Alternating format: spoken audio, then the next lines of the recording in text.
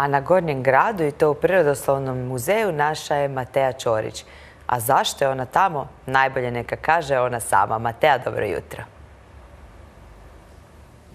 Dobro jutro svima. U petak je naime otvorena izložba ususret novom Hrvatskom prirodoslovnom muzeju Skriveni fundus. A što donosi ta izložba, više će nam reći Tatjana Vlahović, ravnateljica. Dobro jutro. Dobro jutro i vama i svim gledateljima Z1. Pa evo, ovom novom izložbom koju smo otvorili, kao što ste rekli, 8.3. u petak, kao možda i neki svojevrstan poklon svim ženama, želimo pokazati što skrivamo u našim depojima, što skrivamo, a da naši posjetitelji i građani grada Zagreba nikada još nisu vidjeli.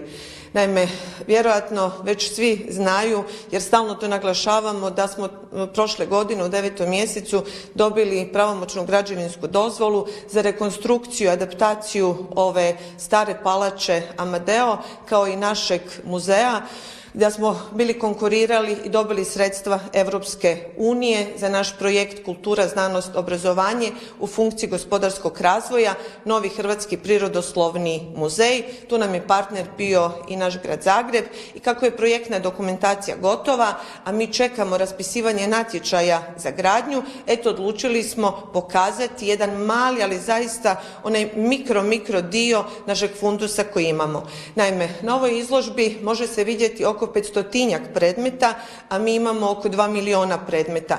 Zaista jedan vrlo mali dio, ali znakovit. Naime, ovdje ćete vidjeti da su predmeti složeni u vitrinama, a novi stalni postav Hrvatskog prirodoslovnog muzeja pričat će jednu priču. Gotovo svaki taj predmet ispričat će priču, a bit će kako je nastao život i što je u stvari život. Naravno, u tom novom muzeju imat ćemo i 2 memorijalne sobe, jer nećemo zaboraviti prirodoslovce koji su jako puno učinili za ovaj muzej. To ćemo imati memorijalnu sobu prvog ravnatelja Spiridiona Brusine i našeg znamenitog paleontologa Dragutina Gorjanović-Krambergera. Pa evo, naglasit ću samo da na ovoj izložbi možemo vidjeti, naravno, replike, jer još uvijek nije osiguranje tako i nisu stvoreni uvjeti za izlaganje originala, ali upravo zbirke koje je sakupio Dragutin Gorjanović-Kramberger, to je zbirka krapinskih neandertalaca.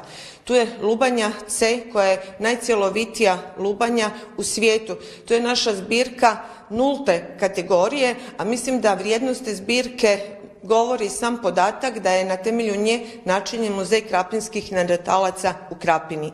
Stoga očekujem da svatko ko dođe i vidi što imamo, bit će zadovoljan i moći će barem na neki mali dio si stvoriti sliku što će to biti u novom muzeju. Naravno, iznenađenja će uvijek biti, ali evo, ovo je samo, velim, jedan mikro dio onoga što čuvamo.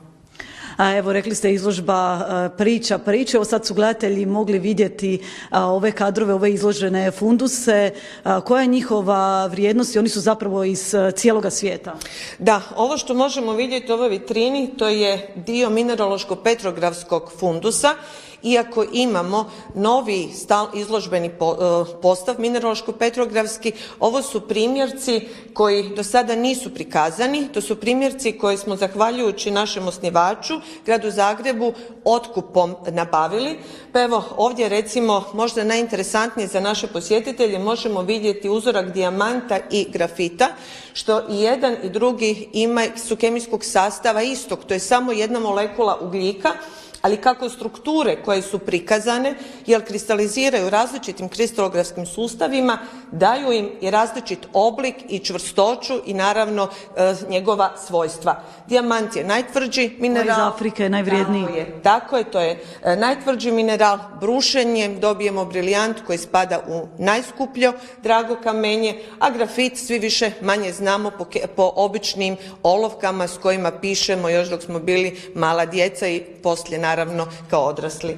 Evo, to je možda najzanimljivije. Također tu imamo iz Urugvaja i prikazan ahat, iako i kod nas u postavu se može vidjeti naš lepoglavski ahat. Ali evo, ovdje je nešto što zaista posjetitelji mogu vidjeti po prvi puta.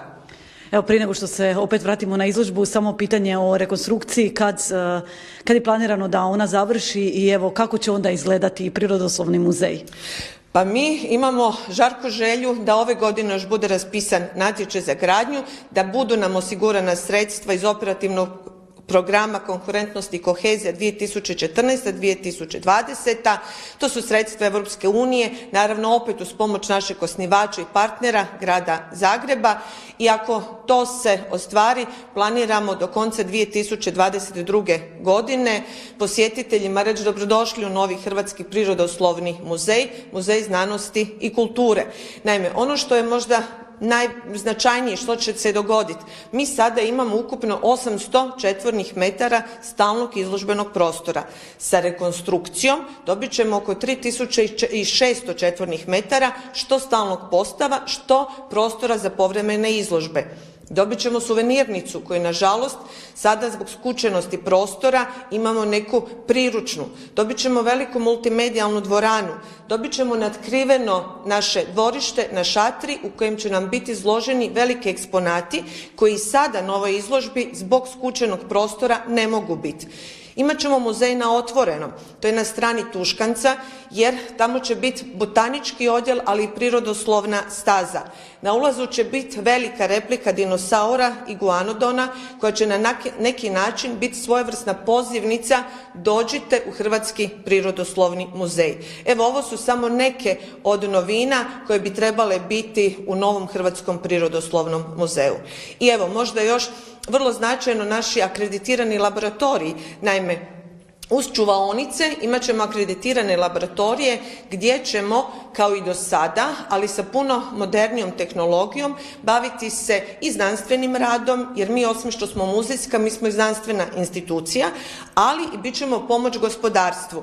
I sada mi imamo suradnju sa gospodarstvom, ali opet vrlo malo u odnosu koliko planiramo poslije.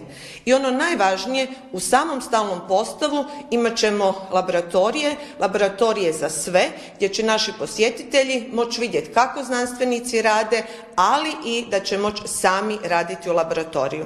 Mi vam želimo puno uspjeha s tim. Hvala. A sada ćemo nastaviti o izložbi. Još će nam izložbu predstaviti i viša kustosica Martina Podnar-Lesić. Dobro jutro. Dobro jutro svima i vašim gledateljima. Pa evo, ovdje možemo vidjeti u ovoj sobi opet samo dio izložbe, dio fundusa koji izlažemo ovom prilikom. Kao centralni izložak vidite jako dobro očuvane ostatke unosnog mamuta, pa možemo krenuti malo dalje. Po vitrinama izuzetno atraktivni primjerci fosilne flore i faune, dakle okamine. Vrijednost ovih izložaka nije dakle samo u tome što nam oni svjedoče o geološkoj prošlosti, dakle pričaju nam priču o uvjetima koji su prije puno miliona godina vladali na ovim našim prostorima, nego zapravo oni nam pričaju jedan evolucijski put koji je doveo do danas živućih vrsta koje su također naravno dio fundusa Hrvatskog prirodoslovnog muzeja. Posebni značaj ovih primjeraka je u tome što sadrže jako puno takozvanih tipskih primjeraka ili holotipova, a to su oni primjerci na temelju kojih znanstvenici opisuju nove svojte. I sad možete si zamisliti da puno muzeja na svijetu može imati pripadnika jedne vrste, ali holotip, tu jednu jedinu životinju na temelju koje je vrsta opisana, može imati samo jedan muzej. I naš muzej je ponosan vlasnik jako puno holotipova, ne samo fosilnog materijala, nego i recentnog materijala, recimo kornjača iz zbirke Mikšić, koji isto posjetitelji mogu vidjeti u drugoj prostoriji. Kad sam sad već prešla na zoologiju i na recentni materijal, pa istaknula bi još i zbirku recentnih mekušaca koja je podrijetlom iz cijelog svijeta, znači imamo jako puno komparativnog materijala, ne samo materijal iz Hrvatske.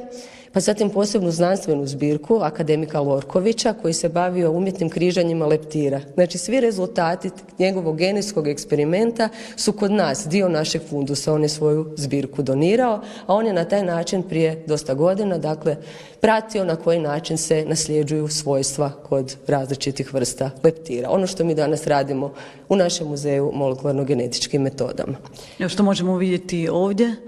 Tu su neki zbirka vodozemaca i gmazova. Genetičke metode možete vidjeti u drugoj sobi samo kao jedan mali prikaz, ali ovdje možete vidjeti jedan izuzetno vrijedan dio fundusa za koji svi pitaju kada dođu u naš muzej, a koji nažalost nije izložen jer nemamo prostora. Dakle, to je nešto što će, jedan problem koji će novi prirodoslovni muzej svakako riješiti, da se ti vrijedni dio fundusa herpetofaune, koji kao što vidite obuhvaća primjerke izuzetno dobro očuvane vodozemaca i gmazova, imamo kornjače, imamo gušterice, vodozemce, ne samo primjerke životinja, nego i razvojne cikluse, dakle na koji način se razvijaju vodozemci, izuzetno rijetke primjerke herpetofaune kao što je ona zmija crvenokrpica.